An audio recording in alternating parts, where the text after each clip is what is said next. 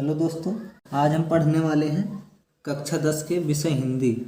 विषय हिंदी में हमारा पहला अध्याय है पद, जिसे सूरदास जी ने लिखा है।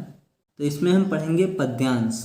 यह पद्यांश हमारा परीक्षा में पूछा जाता है। पूरे पाठ से हमें परीक्षा में कम से कम 2 पद्यांश पूछे जाएंगे जो 6 अंक होते हैं, यानी 2 पद्यांश पूछे जाएंगे। उनमें से किसी एक की संदर्भ सहित व्याख्या करना होगा और वह 6 अंक का होता है, यानी जो हमारा पद्यांश पूछा जाएगा वो 6 अंक के होते हैं। जो पद है सूरदास जी ने लिखा है, उसका हम पहला पद्यांश पढ़ेंगे।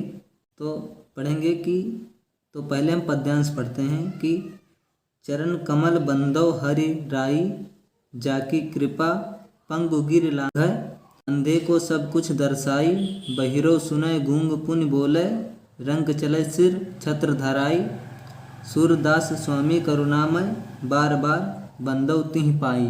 सूरदास जी इसमें श्री कृष्ण जी के चरण कमल, यानी उनके जो चरण हैं वो कमल के समान हैं, तो उनकी बार बार वंदना करते हैं। और सूरदास जी अंधे थे, फिर भी उन्होंने इनकी जो रचना की है बहुत ही अच्छे तरीके से की है। हम पढ़ते हैं कि चरण कमल बंदो हरिराई, यानी इसमें सूरदास जी श्री कृष्ण जी के, सूरदास जी जो हैं श्री कृष्ण के परम भक्त हैं, और उन्होंने उनके जो चरण कमल हैं, पैर हैं, चरण मतलब पैर हो, वो कमल के समान हैं, तो उनकी वंदना करते हैं। तो सूरदास जी कहते हैं चरण कमल बंदो हरिराई, चरण मतलब होता है पैर और कमल मतलब होता है कमल, तो आप लोग जानते ही हैं। बंदो मतलब होता है उनकी वंदना करना, हरिराई मतलब होता है, यहाँ पे हरिराई का मतलब है श्री कृष्ण, यानी भगवान श्री कृष्ण। तो सूरदास जी उनके जो चरण हैं वो कमल के समान हैं, तो उनकी वंदना करते हैं और कहते हैं कि जाकी कृपा पंगु गिर लंघै, अंधे को सब कुछ दर्शाई, कि हे प्रभु मैं आपके चरणों की वंदना करता हूँ जो कमल के समान कोमल हैं। इनकी महिमा अपरंपार है, जिनकी कृपा से पंगु गिर लंघै, पंगु मतलब होता है लंगड़ा व्यक्ति, और गिर मतलब होता है पर्वत, और लंघै मतलब होता है पार करना, यानी जिसकी कृपा से लंगड़ा व्यक्ति भी पर्वत को पार कर जाता है। किसकी कृपा से? भगवान श्री कृष्ण के।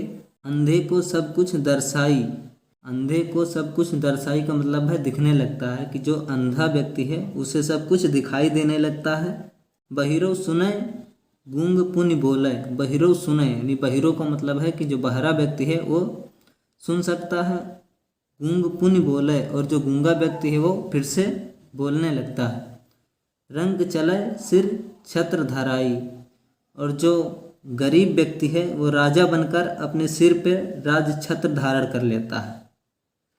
तो सूरदास करुणामय, बार बार बंदो तिहि पाई। सूरदास जी कहते हैं कि हे प्रभु आपकी कृपा से असंभव से संभव कार्य भी संभव हो सकता है। ऐसे दयालु श्री कृष्ण के चरणों की मैं बार बार वंदना करता हूँ। बार बार बंदो तिहि पाई का मतलब है कि मैं बार बार उनकी वंदना करता हूँ। श्री कृष्ण के जो चरण हैं वो कमल के समान कोमल हैं, तो सूरदास जी उनकी बार बार वंदना करते हैं। तो हमारा पहला पद्यांश समाप्त होता है। तो चलते हैं, हम सूरदास जी ने पद लिखा है उसका हम दूसरा पद्यांश पढ़ते हैं कि सूरदास जी इसमें क्या कहते हैं। तो सबसे पहले हम पद्यांश को पढ़ लेते हैं।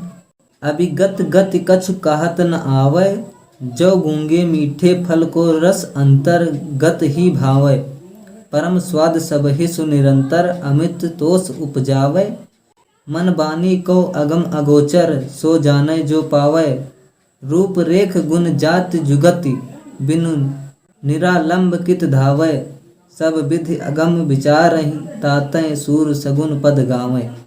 तो हमने पद्यांश को पढ़ लिया है, अब इसका अर्थ देखते हैं कि क्या होता है। तो हमारा पद्यांश 2 है, जिसे महाकवि सूरदास जी ने सूरसागर महाकाव्य से लिया है।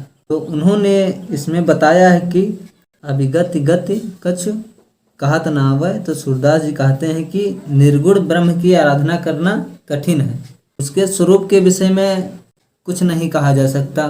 निर्गुण ब्रह्म की उपासना का केवल हम आनंद का वर्णन कर सकते हैं और कोई व्यक्ति नहीं कर सकता। उसकी जो हम आराधना करते हैं उसके केवल आनंद का वर्णन कोई व्यक्ति नहीं कर सकता। ज्यों गूंगे मीठे फल को रस अंतर्गत ही भावे।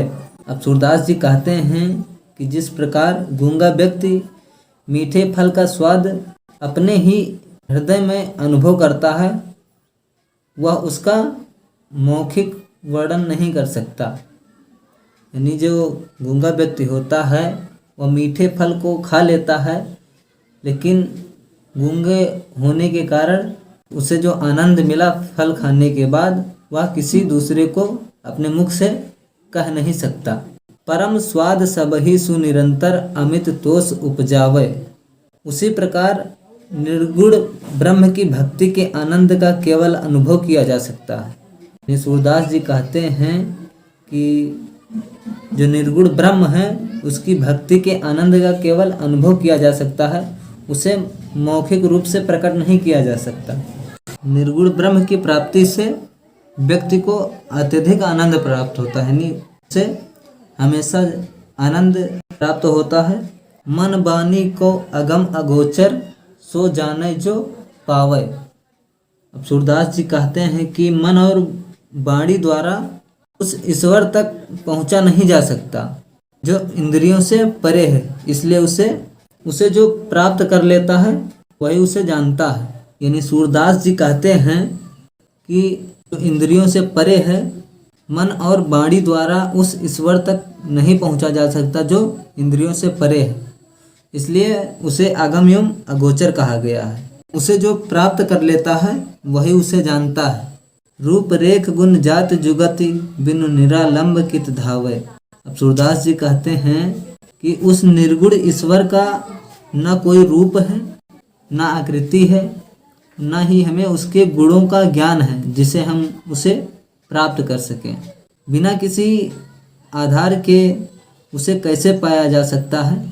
ऐसी स्थिति में भक्त का मन बिना किसी आधार के यहाँ वहाँ भटकता रहेगा। सब विधि अगम विचारहि तातै सूर सगुन पद गावै। सूरदास जी अब कहते हैं कि निर्गुण ब्रह्म तक पहुँचना असंभव है, इसी कारण सभी प्रकार से विचार करके ही सूरदास जी ने सगुण श्री कृष्ण की लीला के पद का गान अधिक उचित समझा। यह हमारा पद्यांश 2 जो है तो पद से लिया गया है, समाप्त होता है। आइए चलते हैं, हम तीसरा पद्यांश पढ़ते हैं। पहले हम पद्यांश को पढ़ लेते हैं। किलकत कान घुटरवनि आवत मणिमय कनक नंद कय आंगन बिंब पकड़िबै धावत। कबहु निरख हरि आप छाह कौ कर सौ पकड़न चाहत। किलकत हसत राजत दोय दतियाँ पुनि पुनि तिहि अवगाहत। कनक भूमि पर कर पग छाया यह उपमा इक राजति। करि करि प्रतिपद प्रतिमन वसुधा कमल बैठकी साजति। बाल दशा सुख निरख जसोदा पुनि पुनि नंद बुलावती। अचरा तर लय ढाके सूर्य के प्रभ को दूध पियावती। यानी सूरदास जी ने इसमें भगवान श्री कृष्ण का बाल लीलाओं का वर्णन किया है। वे कहते हैं कि जब श्री कृष्ण नंद बाबा के आंगन में खेलते हैं, सूरदास जी कहते हैं कि जो नंद बाबा का आंगन है वह मणि के समान चमक रहा है, मणि से युक्त है, और श्री कृष्ण उसमें घुटनों के बल चलते हैं। तो उनकी जो लीला है उसे देखकर माता यशोदा और नंद बाबा बहुत प्रसन्न होते हैं।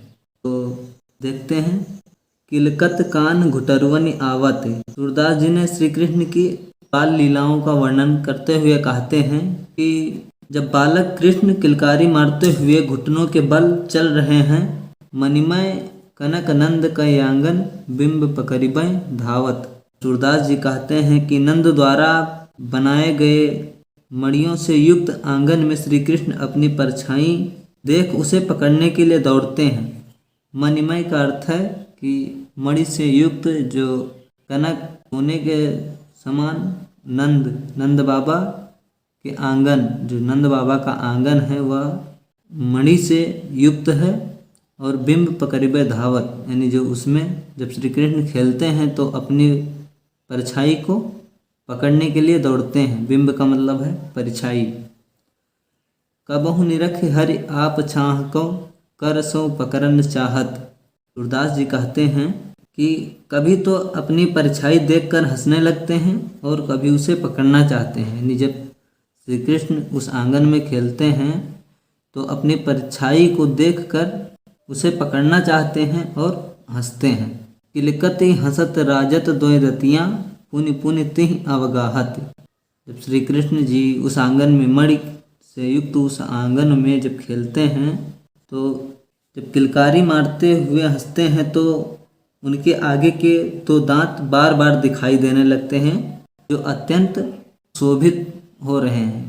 किलकति का मतलब है किलकारी और हंसत राजत दोय दतिया, दोय दतिया इनकी उनके जो आगे के दो दांत हैं वो दिखाई देने लगते हैं। अवगाहत का मतलब है दिखाई देना और पुनि पुनि का मतलब है बार बार। यानी जब वो खेलते हैं उस आंगन में, मणि से युक्त उस आंगन में, तो उनके जो आगे के दो दांत हैं वो बार बार दिखाई देते हैं जो बहुत ही सुशोभित लगते हैं।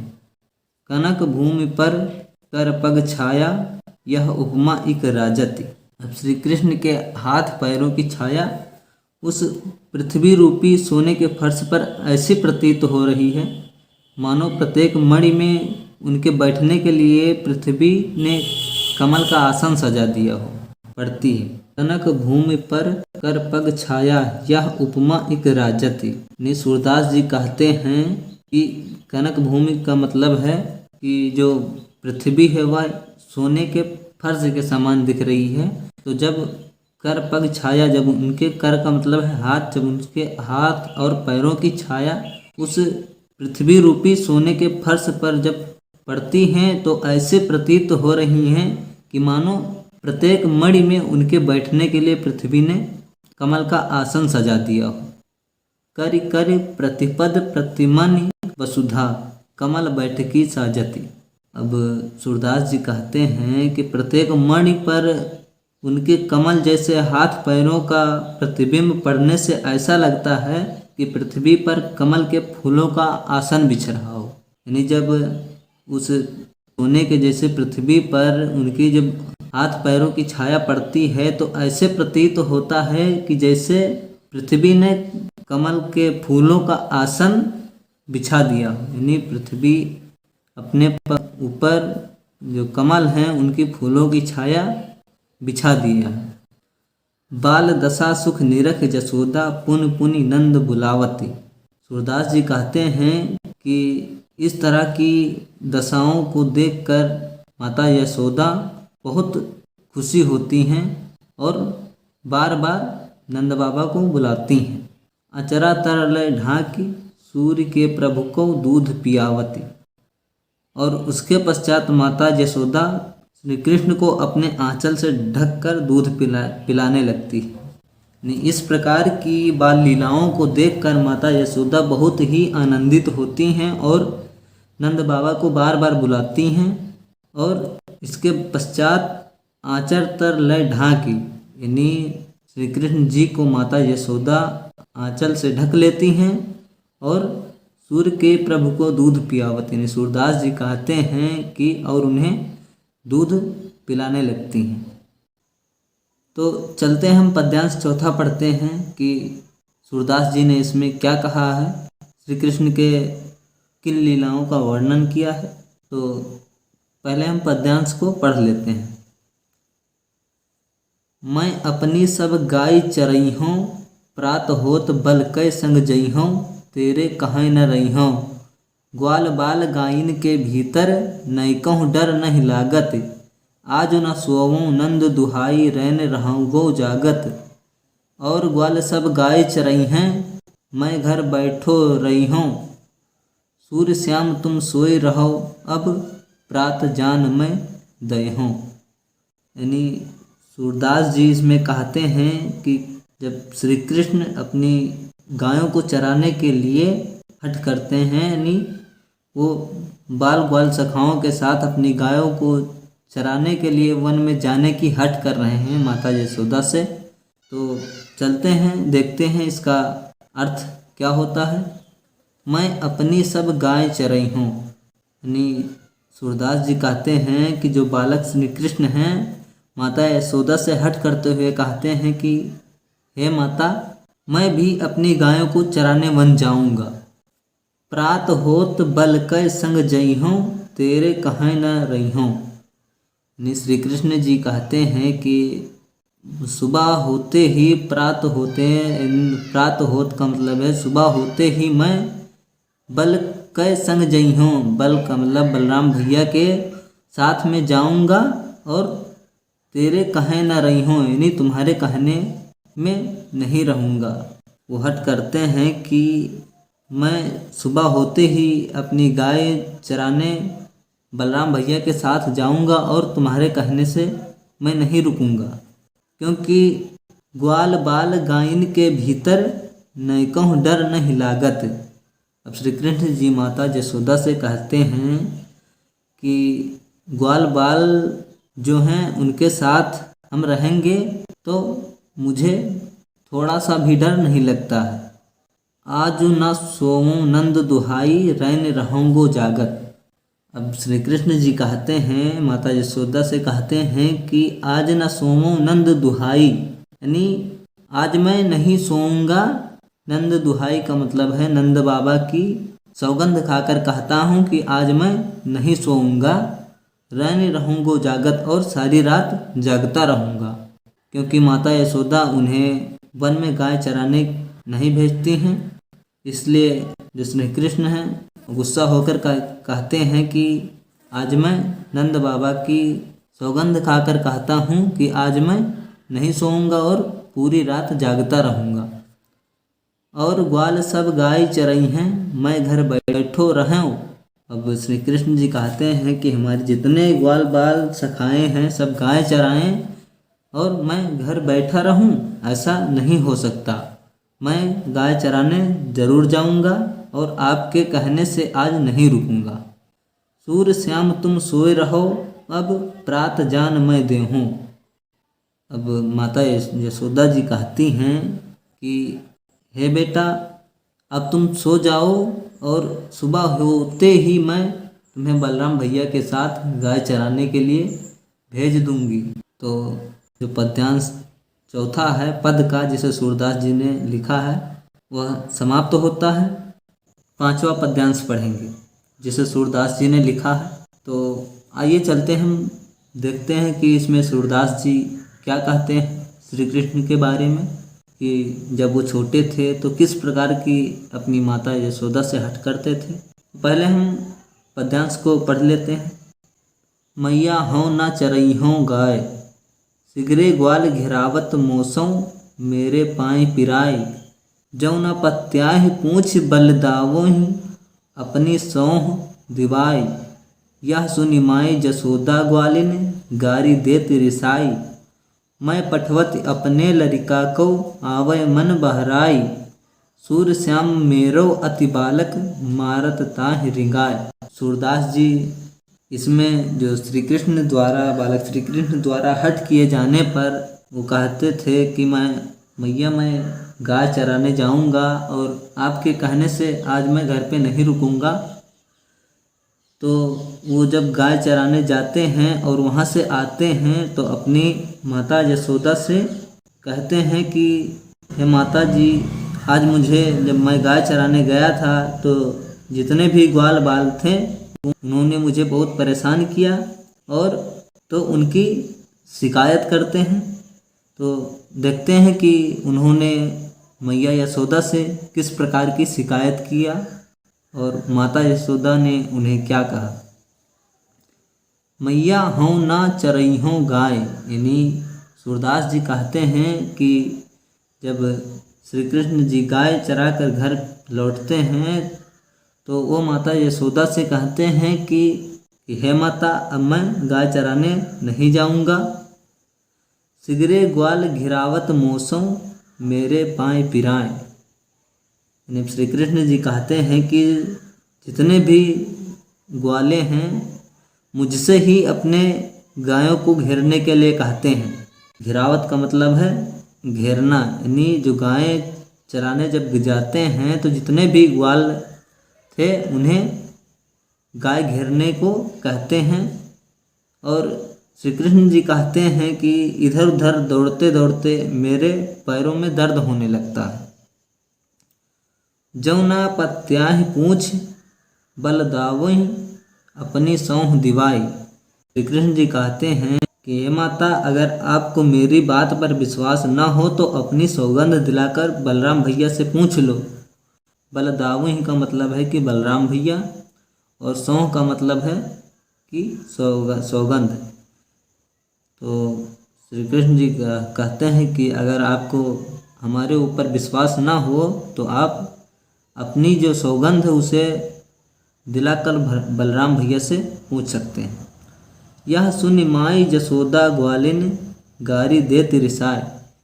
यह सुनकर माता यशोदा ने गुस्सा होकर जितने भी ग्वाले हैं उन्हें गाली देती हैं।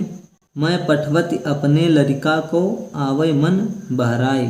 माता यशोदा जी कहती हैं कि मैं अपने पुत्र को वन में इसलिए भेजती हूँ कि उसका मन बहल जाए, और मेरा कृष्ण अभी बहुत छोटा है, ये ग्वाले उसे इधर उधर दौड़ाकर मार डालेंगे।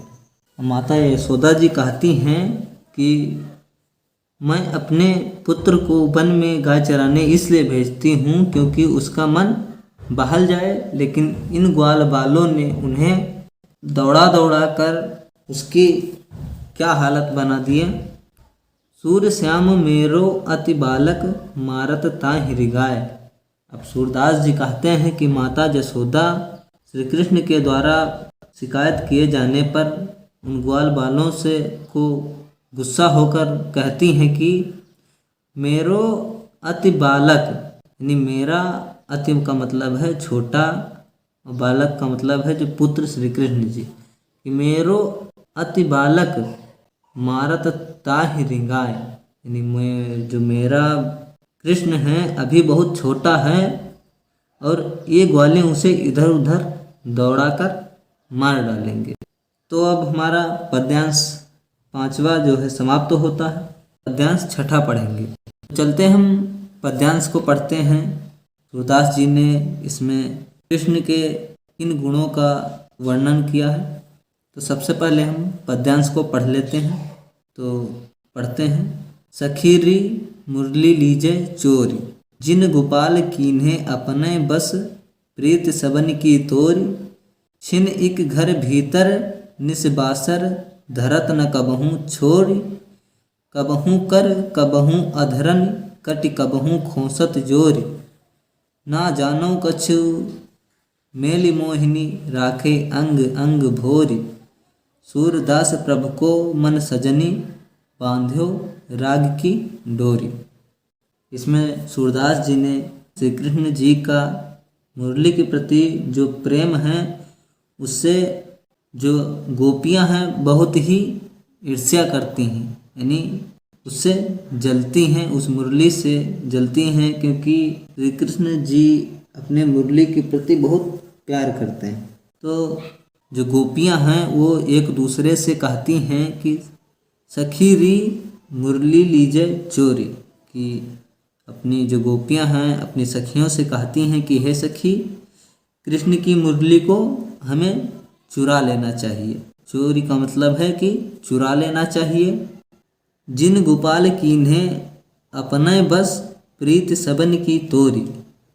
अब गोपियां कहती हैं कि इस मुरली ने कृष्ण जी को अपनी ओर आकर्षित करके अपने बस में कर लिया है, और श्री कृष्ण ने भी मुरली के वशीभूत होकर हम सभी गोपियों को भुला दिया है। यानी गोपियाँ कहती हैं कि जो कृष्ण जी हैं वो मुरली को छोड़ते नहीं हैं, मुरली से बहुत लगाव करते हैं, और हम गोपियाँ श्री कृष्ण जी को बहुत प्रेम करती थी, तो कृष्ण जी ने मुरली के वश में आकर हम लोगों को भुला दिया है। छिन एक घर भीतर निसबासर, धरत न कबहूँ छोरी। छिन एक का मतलब है क्षण भर, निसबासर का मतलब है रात दिन, धरत न कबहूँ छोरी, यानी छोरी का मतलब है छोड़ना। श्री कृष्ण को गोपियाँ कहती हैं कि वे घर के भीतर हों या बाहर कभी एक पल के लिए भी मुरली को नहीं छोड़ते। कबहूँ कर कबहूँ अधरन कटि कबहूँ खोसत जोर। अब सूरदास जी कहते हैं कि जो गोपियाँ हैं वो श्री कृष्ण के मुरली को कहते हैं कि वे चाहे घर के अंदर हों या बाहर हों कभी भी एक पल भी उस मुरली को नहीं छोड़ते हैं और उस मुरली के वशीभूत होकर हम लोगों को भूल गए हैं।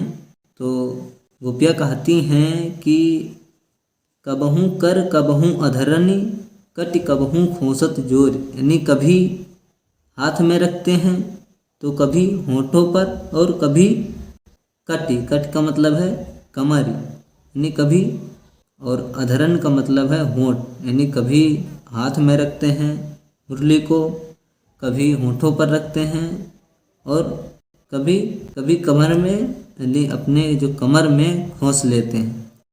ना जानो कछु मेल मोहिनी राखे अंग अंग भोरी। गोपियाँ कहती हैं कि ना जाने इस मुरली ने श्री कृष्ण को कैसा मोहिनी मंत्र चला दिया है जिससे वे पूर्ण रूप से उसके बस में हो गए हैं। गोपियाँ कहती हैं कि इस मुरली ने पता नहीं कौन सा मोहिनी मंत्र श्री कृष्ण पर डाल दिया है कि वे उसे छोड़ते तक नहीं हैं और अपने अंग से लगाए रहते हैं, हमेशा इसे कभी भी नहीं छोड़ते हैं। सूरदास प्रभु को मन सजनी बांध्यो राग की डोरी। अब सूरदास जी कहते हैं कि गोपियाँ कह रही हैं कि हे सजनी बांध्यो राग की डोरी, कि इस वंशी ने श्री कृष्ण का मन प्रेम की डोरी से बांध लिया है। राग की डोरी का मतलब, राग मतलब है प्रेम और डोरी का मतलब है रस्सी, यानी इस मुरली ने ना जाने कौन सा मोहिनी मंत्र श्री कृष्ण पर डाल दिया है और इस मुरली के वश में आकर श्री कृष्ण को प्रेम की डोरी से बांध लिया। हम लोगों को भूल गए हैं कि मुरली से इतना प्यार करते हैं कि हम लोगों को भूल गए हैं। तो पद्यांश छठा जो है समाप्त होता है। अगर वीडियो अच्छी लगी हो तो लाइक शेयर सब्सक्राइब ज़रूर करना और मिलते हैं हम अगली वीडियो में। तब तक के लिए जय हिंद जय भारत।